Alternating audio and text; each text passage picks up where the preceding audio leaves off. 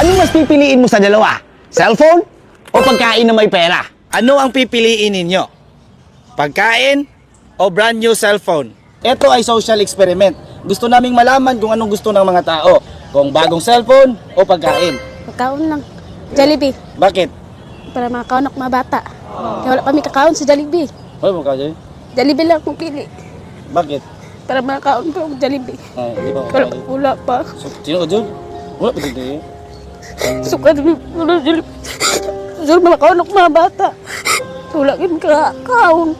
Pero sige na sa tanong sa TV, Jollibee. Hindi ka lang maagi-agi sa Jollibee pero wala kami kakaon.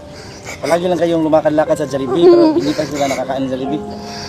Pero ito, isang pares na to ng Jollibee. Okay lang, pagsalusaluhan nyo na lang. Pero kung sakaling may pera kayo, gusto nyo sana pumunta sa Jollibee. Gusto pero ano may sa mga tao man ba? Dahil Ganito kami, nahirap. kaya Jollibee na lang. Jollibee na pipiliin nyo. Sige. Congratulations, te. Gusto ko lang ipaalam sa inyo na sa likod nito ay may 10,000.